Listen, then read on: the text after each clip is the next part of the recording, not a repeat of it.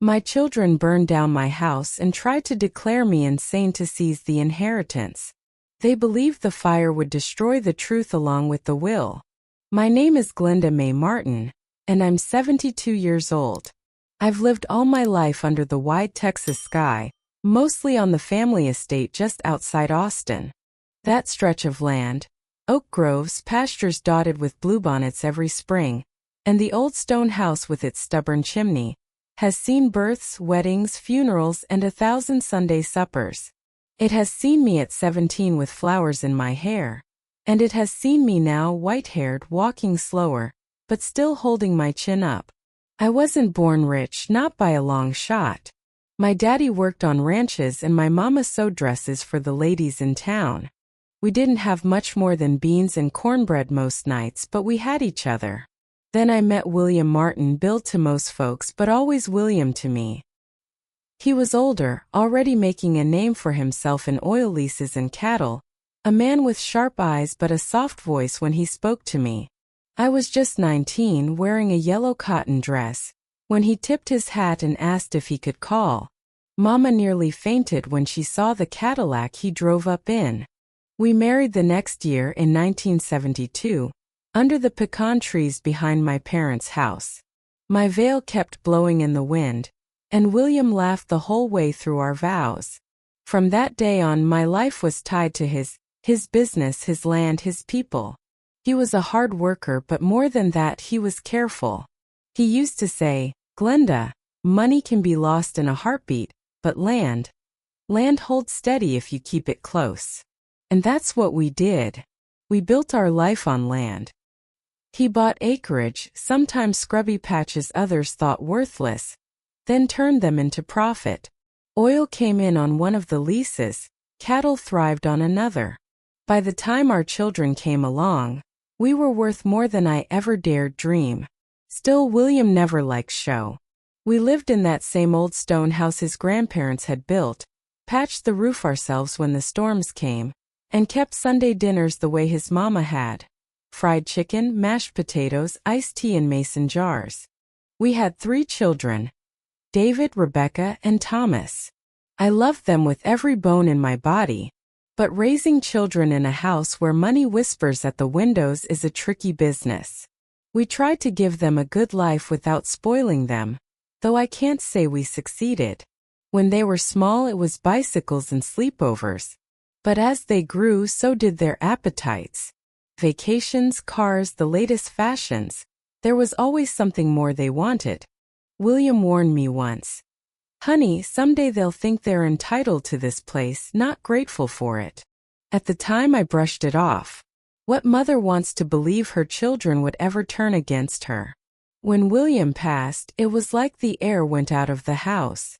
51 years we'd shared, and suddenly I was walking the halls alone. His death was quiet at home the way he wanted. He left me the estate, the land, and accounts that, though I hate to put numbers to such things, were worth tens of millions. Not because I needed riches, but because William believed in security. His will was clear. I was to have control until my own passing. Only then would the children divide what was left.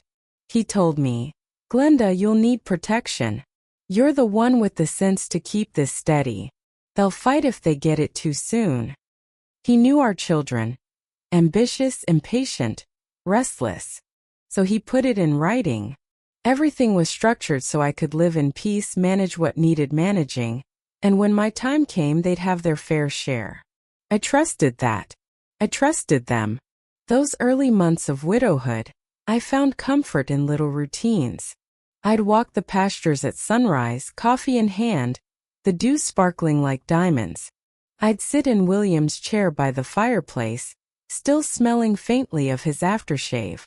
And I'd talk to him sometimes, just whispers. "I hope I'm doing right by you, William.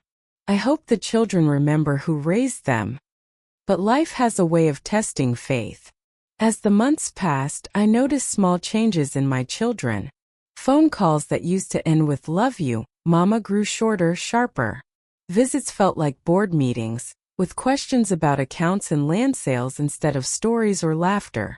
At first, I told myself it was grief. Grief makes people strange. But there was something colder beneath it, something I couldn't quite put my finger on. The old house stood strong, creaking in the wind, its walls holding decades of memories. But I began to feel like a guest in it. I'd walk down the hallway and hear William's words echo. "Keep it close, Glenda. Don't let them take it from you before it's time." I didn't know then just how right he was. It began so subtly I almost missed it. Looking back now, I see the signs as plain as the rising sun. But at the time, I told myself it was grief or busy lives, or maybe just my own imagination. A mother doesn't want to believe her children would sharpen their knives against her. The first time it happened, David came by with a folder under his arm. He kissed me on the cheek, quick, perfunctory, and asked if we could sit at the kitchen table. The smell of coffee still lingered in the air. I just finished my second cup. He spread papers in front of me, neat as if he were back in school again presenting a report. Only this wasn't homework. These were medical notes. "Mama," he said, his voice soft like he was delivering bad news. "We had you evaluated last month. Quietly, you understand. Just routine." "Evaluated?" My hands gripped the edge of the table. "By who?" I asked. "A specialist. Top of the field. Dementia screenings." He slid the paper toward me, a jumble of words and charts I couldn't make heads or tails of. "There are early signs," he added, not meeting my eyes. Now, I may be 72, but I've still got my mind. I do my crosswords every morning. I keep the accounts balanced to the penny, and I can still recite recipes without glancing at a card. Early dementia? That word stung like a slap. I laughed, though my throat was dry. "David, I may forget where I put my spectacles, but I don't forget my own name. Or yours." But he didn't laugh. He just folded his hands like a man at church waiting for confession. "We only want what's best for you, Mama. Guardianship can ease the burden." Guardianship. Such an innocent-sounding word. Like they were offering to carry my groceries. But what it meant was this. They wanted me declared incompetent. That way they could handle everything: the land, the money, the decisions.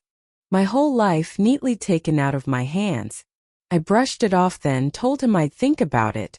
But that night I sat awake long past midnight, the old house creaking around me. William's chair sat empty by the fire, and I swear I could almost hear him whisper, "Don't let them get ahead of you, Glenda." A week later, Rebecca came by. She brought me roses from the florist in town. Pink, her favorite, not mine. She set them down like a peace offering and then cleared her throat. "Mama, have you thought about long-term care? A home maybe. Someplace with nurses on call.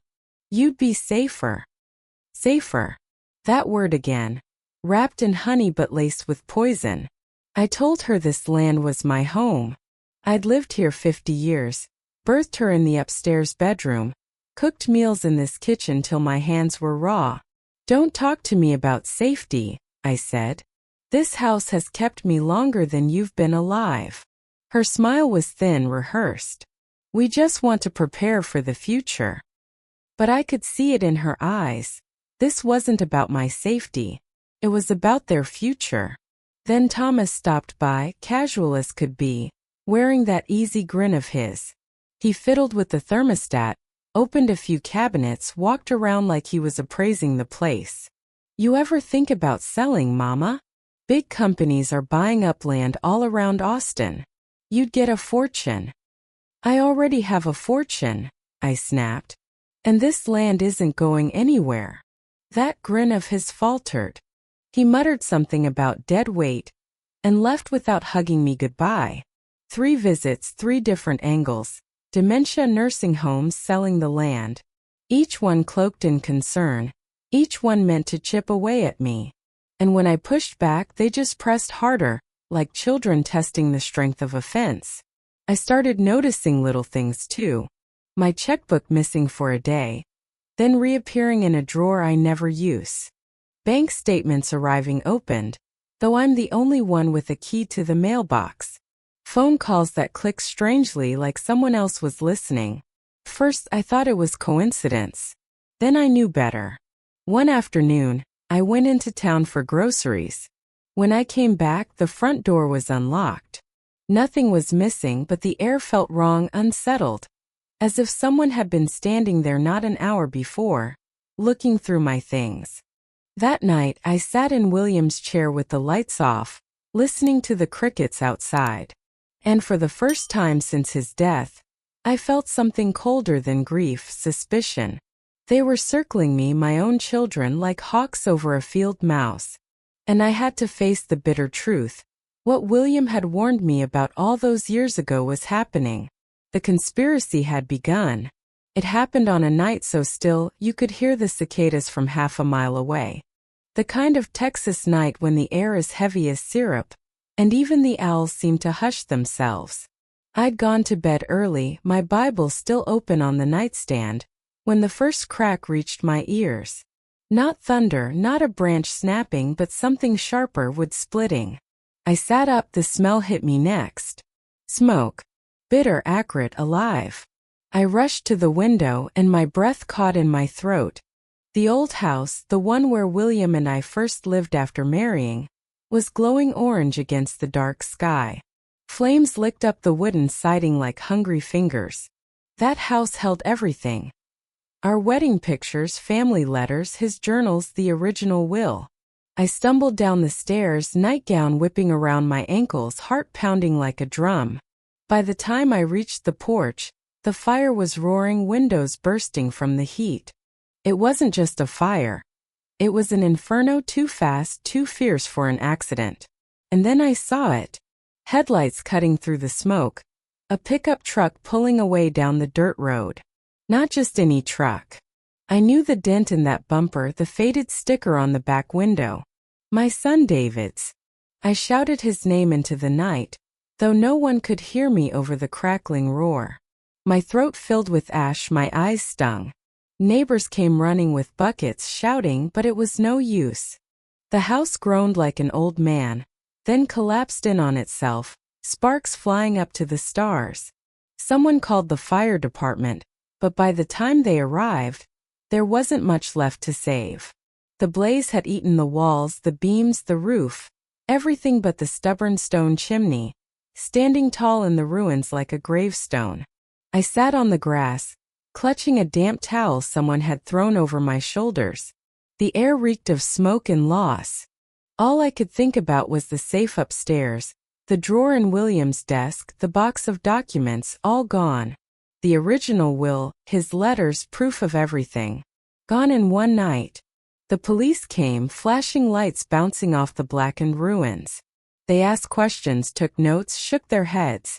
When I mentioned the truck I'd seen leaving, their faces tightened, but the words that came out were practiced and hollow. Looks like an electrical fault, ma'am. Old wiring. These things happen. An accident. That's what they called it. As if 50 years of memories could go up in smoke by chance. As if my son's truck hadn't been the last thing I saw before the fire swallowed the house whole. I wanted to scream, but instead I sat quiet, the way a widow must sometimes do. I knew raising my voice would only make me sound unstable. Exactly what they'd been trying to paint me as. So I folded the towel tighter around my shoulders and nodded. If you say so, officer. But inside my blood boiled. The next morning I walked the property, boots crunching over ashes still warm. The oak tree where William carved our initials was scorched but standing. Beyond it, the pasture rolled out in mist, quiet as always. Life carried on, but my world had been gutted. Neighbors stopped by with casseroles, bless their hearts. They said kind things, patted my hand, told me it was God's will. But when I mentioned David's truck or the timing of it all, their eyes darted away. Nobody wanted to say it out loud.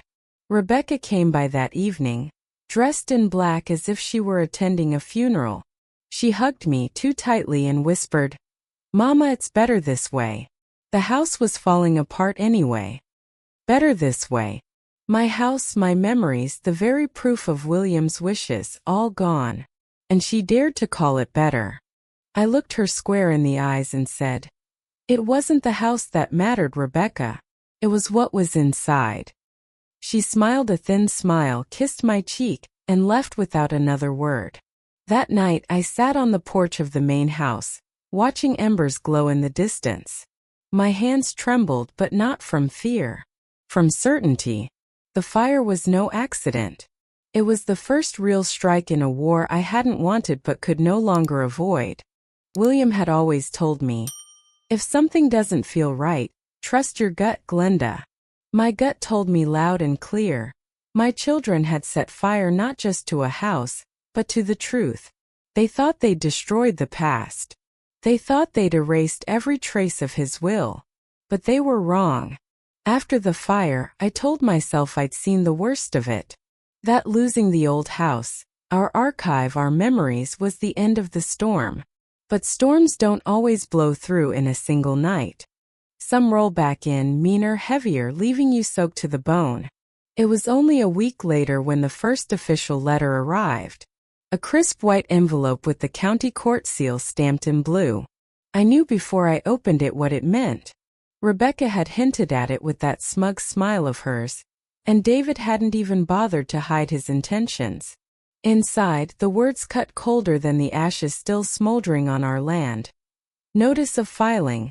Revised last will and testament of William Martin. Revised. That word nearly buckled my knees. William had been gone more than a year. How on earth could there be a revised will? I drove to the courthouse myself, old Buick groaning as I parked out front. Inside, under those fluorescent lights that make everything feel smaller, I asked to see the file. And there it was, page after page, signed and notarized, stating in no uncertain terms that my husband had left everything, land, house, accounts, to our children. Not one word about me. Not a penny reserved. My hand shook as I flipped through the pages. The signature looked like his, but wrong somehow, slanted, rushed, unlike the steady hand of a man who always took his time with ink. Still, it was enough for them to file it. Enough to strip me bare if the judge believed it. By the time I left that courthouse, the sky had opened up with one of those sudden Texas rains. I sat in the car, rain hammering the windshield, clutching the file like a death notice. My heart thudded against my ribs. I could hear William's voice in my memory. "Glenda, don't you let them push you aside. You have as much right as anyone." But how could I fight something like this? The next blow came quicker than I expected. Court summons. My children were petitioning for guardianship. They claimed I was no longer capable of handling affairs. That dementia was setting in. That I was a danger to myself. I sat at the kitchen table, letter spread before me, while the coffee went cold in the pot. Dementia. They were using my forgetful moments, the spectacles misplaced, the stove left on once, to paint me as incompetent. Every motherly mistake I'd ever made, every slip of memory was now ammunition. When the hearing came, I dressed in my Sunday best, navy skirt, white blouse, pearls William had given me on our 25th anniversary. I wanted them to see me as I truly was. Steady, composed, not some fragile old woman losing her wits. The courtroom was hushed, wood-paneled, smelling faintly of dust and varnish. My children sat together, polished and confident, like a united front. David leaned back in his chair. Rebecca had her papers stacked neatly, and Thomas tapped his pen like he already knew the outcome. Their lawyer spoke first, voice smooth as honey. He painted a picture of me as a woman adrift, unable to manage my finances, living in unsafe conditions, he called it. He even mentioned the fire, as though I'd been careless, as though faulty wiring was my fault. When it was my turn to speak, I rose slowly, feeling the weight of 72 years but refusing to let it bow me. I told the judge the truth, that I balanced my accounts, that I managed the estate with the same care William and I always had, that the fire had not been an accident. But without proof, My words fell like stones into a dry well. The judge didn't rule that day, but I saw it in his eyes, doubt. The seed had been planted, watered by my own children. I drove home that afternoon with my head heavy. The land rolled out around me as it always had, but it felt different, like it was slipping from my grasp. I thought of William's steady hand on my shoulder, the way he always said, "This land is your shield, Glenda. It'll protect you if you protect it." But how do you protect yourself when your own children are the ones pulling the shield away?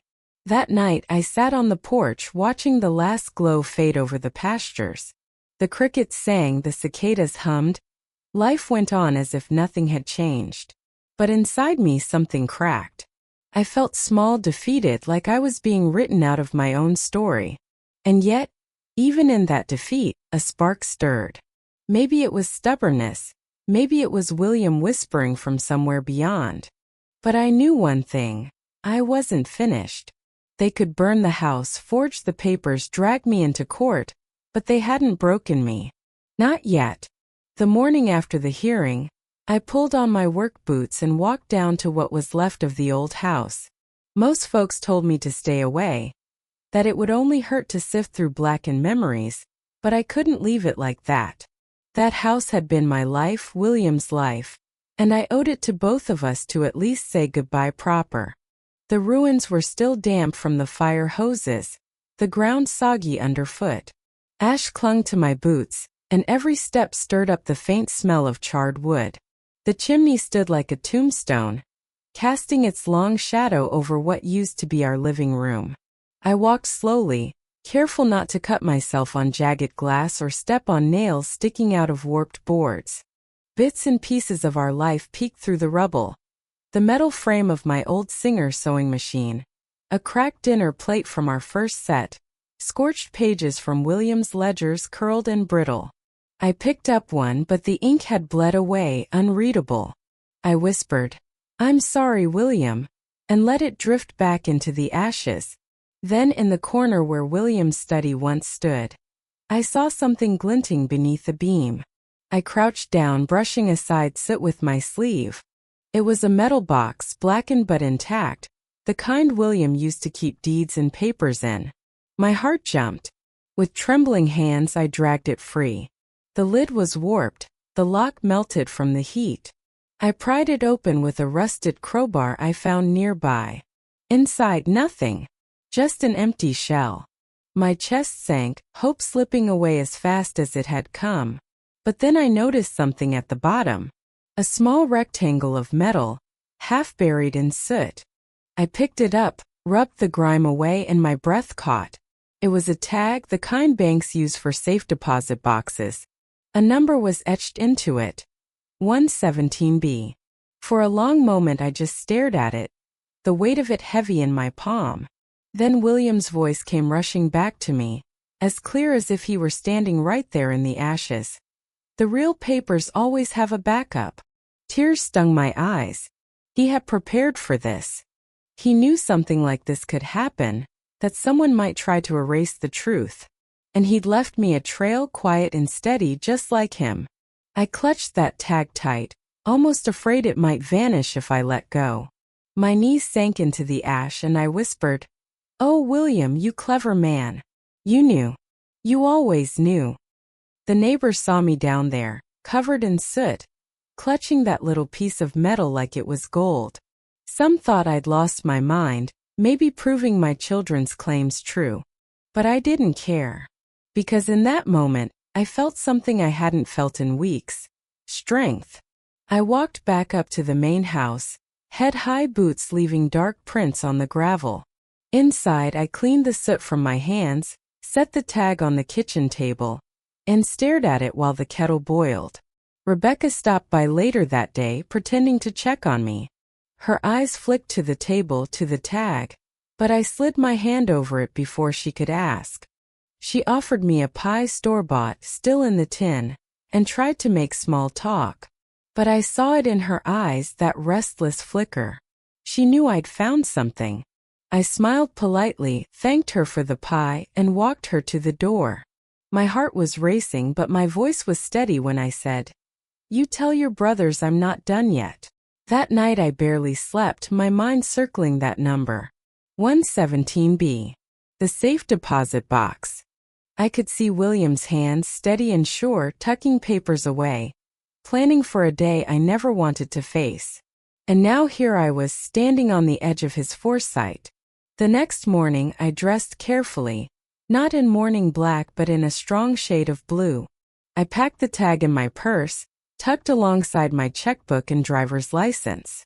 Then I drove into town, the sun rising over the fields like a quiet blessing. The road stretched out ahead, and with every mile, the heaviness in my chest lifted a little more. I didn't know exactly what I'd find in that box, but I knew one thing for certain. William had left me something. A clue. A weapon. A lifeline. For the first time since the fire, since the forged will, since the whispers of incompetence, I felt like I wasn't just surviving. I was fighting back. And heaven help anyone who stood in my way. The morning I walked into the bank, I felt every one of my 72 years, but I carried myself like a woman half that age. I wore my good navy skirt, polished my shoes until I could see my face in them, and tied my hair back with the ribbon William always liked. If I was going to open whatever secrets he had left for me, I wanted to do it with my head high. The lobby smelled faintly of lemon polish and ink. The marble floor gleamed under the fluorescent lights. People hurried in and out with papers, deposits, and paychecks, but I moved slowly, steady, like a woman who had nothing but time. I clutched the little metal tag in my hand, 117B, rubbing it with my thumb as if it might disappear if I let it go. At the counter, a young woman with perfect hair smiled politely. "How can I help you today, ma'am?" I slid the tag across the counter. "I need access to my husband's safe deposit box." She frowned slightly, clicking her keyboard. "May I see your identification?" I handed her my driver's license and our marriage certificate, which I'd tucked into my purse for this very moment. My heart pounded as she typed. After a few minutes, she nodded. "Yes, Mrs. Martin. The box is active. Do you have your key?" I froze. William had never given me a key. For a moment fear crept in, cold and sharp. But then the young woman smiled again. "No matter. We can use the master key alongside yours. You'll need to sign some paperwork first." My hands didn't tremble as I signed. I forced them to stay steady. The clerk led me down a quiet hallway, the air cooler there, lined with heavy steel doors. She stopped at one, turned a brass key, and pulled out a long metal drawer. "Take your time, ma'am," she said, leaving me alone in a small room with a table and a single chair. I sat down, the drawer before me. For a long moment I just stared at it, afraid of what it might hold or not hold. Then I lifted the lid. Inside lay 3 items. A stack of papers neatly bound with a rubber band, a leather-bound journal, and an envelope with my name written across it in William's unmistakable hand. My breath hitched. I picked up the envelope first, fingers tracing the ink. His handwriting strong, deliberate, a man who always thought before he wrote. My hand shook as I opened it. Inside was a single sheet of paper. "Glenda, if they ever try to burn the past, come here. The truth is waiting. Don't let them take what is yours." I pressed the letter to my chest, tears slipping down my cheeks. William had known. Somehow, he had known that our children might one day betray me, that fire might erase the records. And he had prepared. Next, I opened the stack of papers. My breath caught again. A copy of the will, signed, notarized, every detail matching the one the fire had destroyed. Alongside it were deeds, account statements, and receipts, each notarized and stamped clear as day. Proof. Solid proof. At the bottom of the stack was something else. A journal bound in worn leather, pages filled with William's tidy script. Notes on meetings, copies of letters, names of attorneys he had trusted, and those he did not. It wasn't just records. It was a map showing me who was who, where to look, and who to avoid. I sat there for over an hour reading, my heart both breaking and mending at once. He had carried this burden alone, protecting me even from suspicion, and yet here he was guiding me even after death. When I finally closed the journal, I whispered, "Thank you, William. You've given me a fighting chance." I gathered everything back into the box, except for the copy of the will and the letter. Those I tucked into my purse, close to my heart. At the front desk, the young woman asked, "Everything all right, ma'am?" I smiled for the first time in weeks. "Yes, dear. Everything's all right now." Walking out of that bank, sunlight warm on my face, I felt taller, lighter, stronger. For the first time since the fire, I didn't feel like a victim. I felt like a woman armed. Back home, I laid the papers out on the kitchen table. The very place my children had once tried to convince me I was losing my mind. The will shone back at me, clear and undeniable. I made myself a cup of tea, sat down and looked at the stack. My children thought they'd burned the past, but the past had survived. In a metal drawer, in William's careful hand, in his unshakable faith in me. I knew then that this wasn't just about me anymore. If they had gone so far as to forge a will, to burn down a house, to try to strip me of my mind, then others must have suffered the same. And William, wise as he was, had left me more than just proof. He had left me a trail leading toward something bigger, and I intended to follow it. The morning after I pulled William's will and his journal from that safe deposit box, I drove straight to my lawyer's office. I'd known Robert Hastings since the late 70s, back when he was just a fresh-faced attorney helping ranchers with water rights. Now his hair was silver, and his office smelled of leather and dust, but his eyes were still sharp. He looked up when I walked in, purse clutched tight under my arm. "Glenda," he said, standing to shake my hand. "I was expecting you." "Were you now?" I asked, settling into the chair across from his desk. "Yes, ma'am. Your children filed another motion this morning, pushing for expedited guardianship.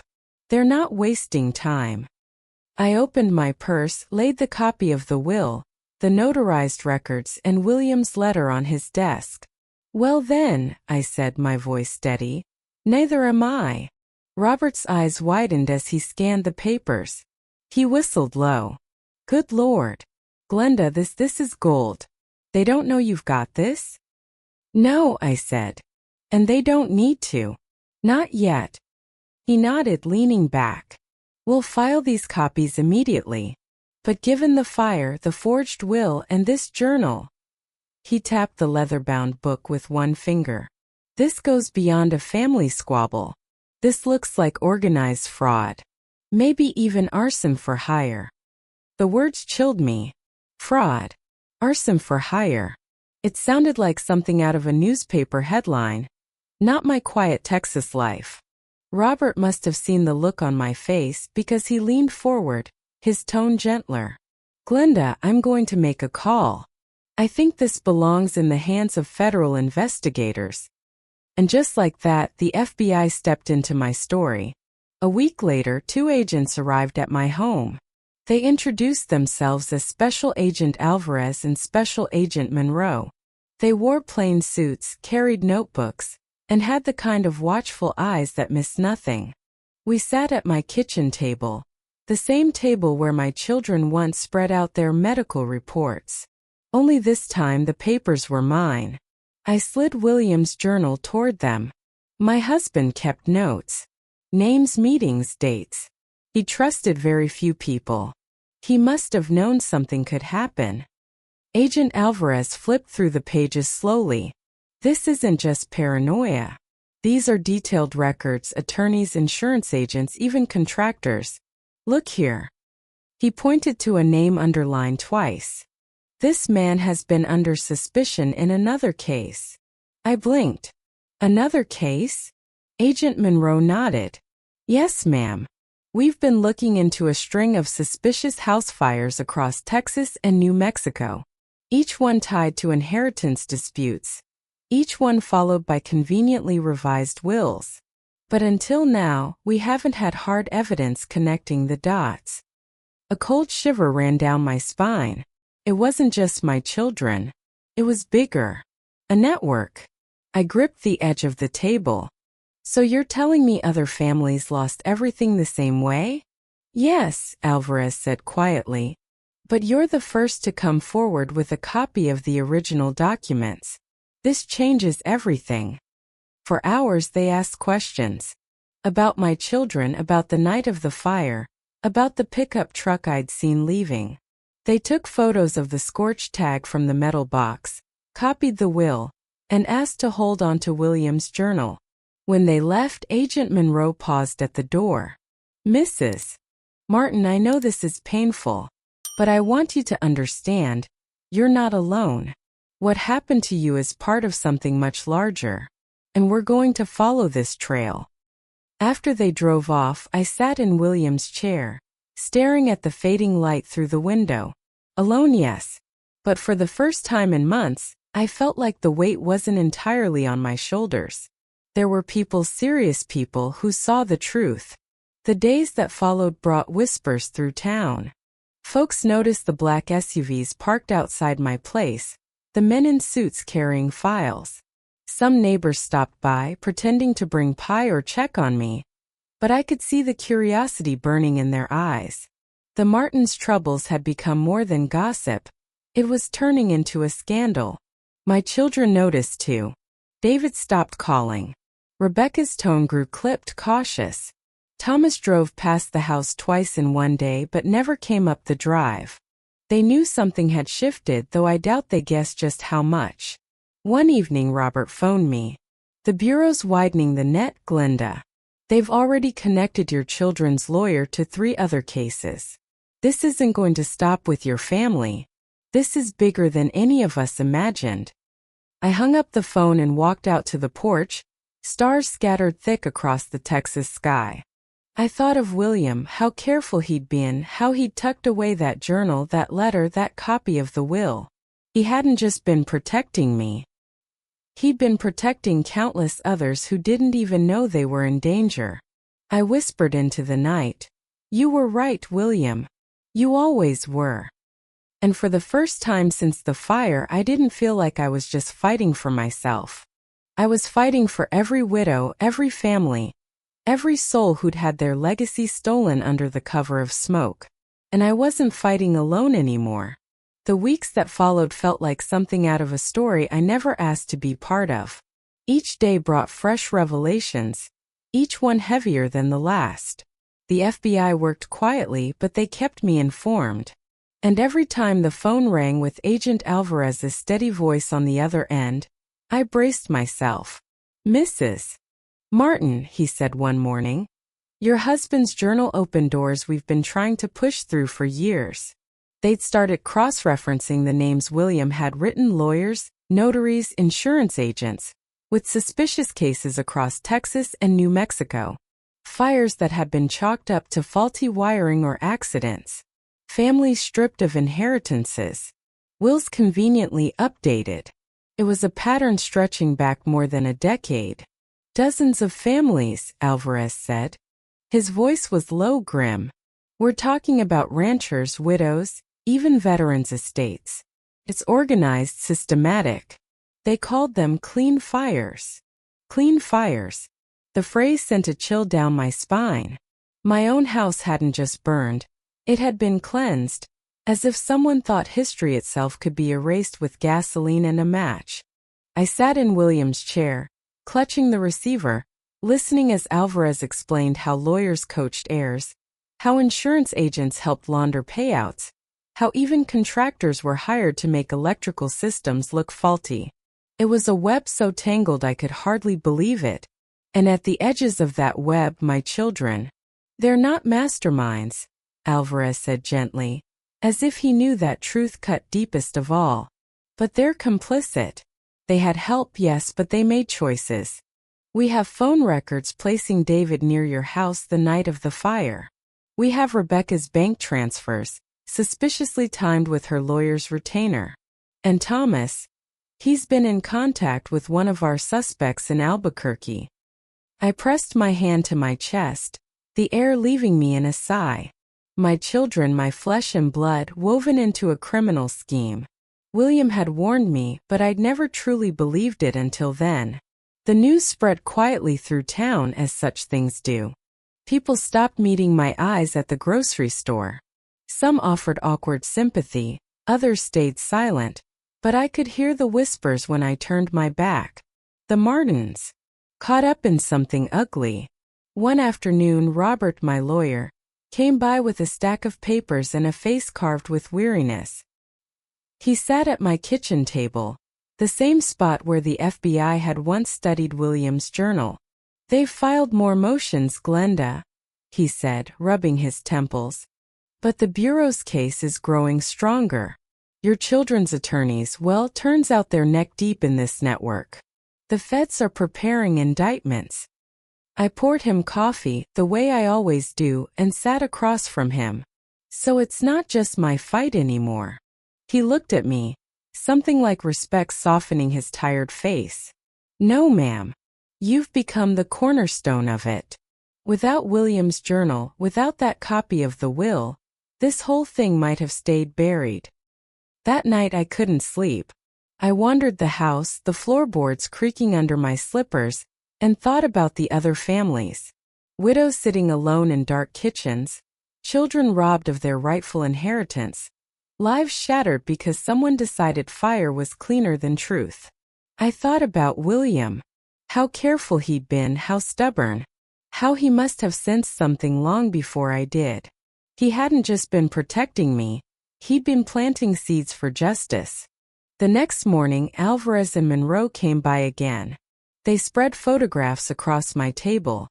Blackened ruins from across the state, eerily similar to mine. Handwriting samples. Bank records. Dozens of names.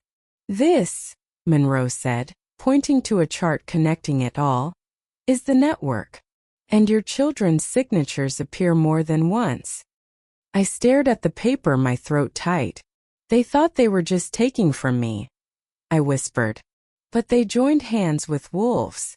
Alvarez nodded. "And wolves always leave a trail."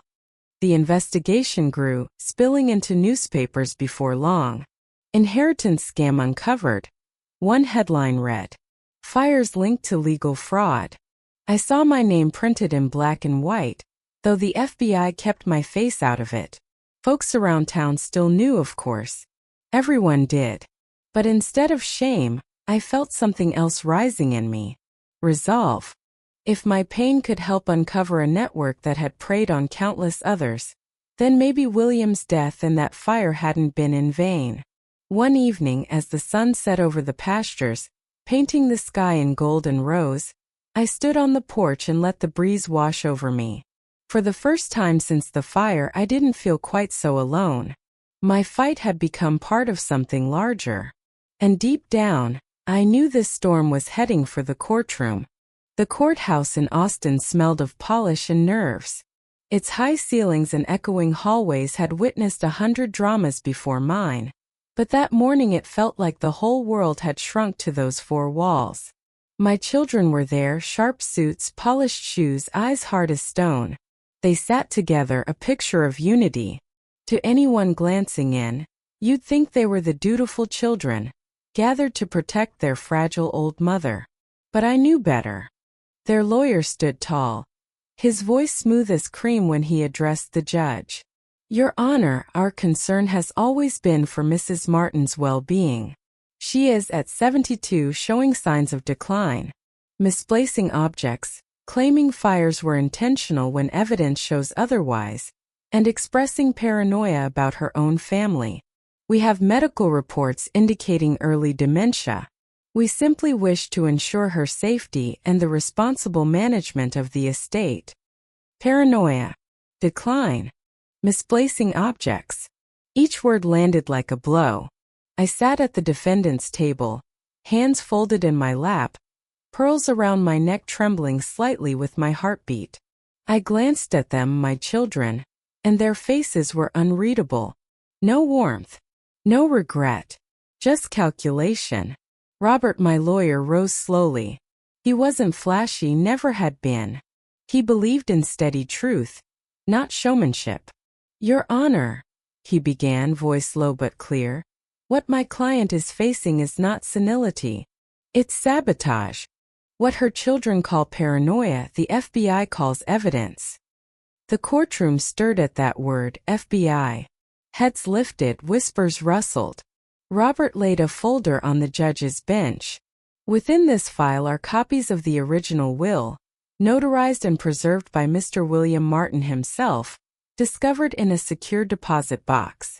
There are also journals detailing meetings between attorneys, insurance agents, and heirs across multiple states, documents that have since been corroborated by federal investigators. What happened to Mrs. Martin's old house was not an accident, Your Honor. It was arson, part of a larger scheme now under federal investigation. The judge flipped through the papers, brows knitting. My children's lawyer shifted uneasily. For the first time, their confidence faltered. Then Alvarez took the stand. Special Agent Alvarez, straight-backed, calm, his testimony like a hammer striking nails. He described the phone records, David's cell pinging off towers near my property the night of the fire. The security footage from the bank, showing Rebecca withdrawing large sums of cash just days before she retained their lawyer. The records linking Thomas to known suspects in Albuquerque. Piece by piece, the story unfolded. Not my paranoia, but their conspiracy. Rebecca rose suddenly, face pale. "This is a mistake," she cried, voice breaking just enough to sound rehearsed. "We were only trying to protect her. She's confused, she doesn't know what she's saying." But the judge silenced her with a firm hand. "Sit down, Ms. Martin." When my turn came, I stood slowly, legs steady despite the weight pressing on them. The room seemed to blur for a moment, faces swimming, but I fixed my gaze on the judge. "I may be 72, Your Honor," I said, my voice clear. "I may forget where I set my spectacles, or leave the stove on once in a while. But I do not forget my husband's wishes. I do not forget the land I have walked for half a century, the home I built with my own 2 hands, or the family I raised from cradle to grown. And I know the difference between accident and betrayal." I turned then, looked at my children, my David, my Rebecca, my Thomas. My voice softened, but it did not break. "I would have given you everything in time. But you couldn't wait.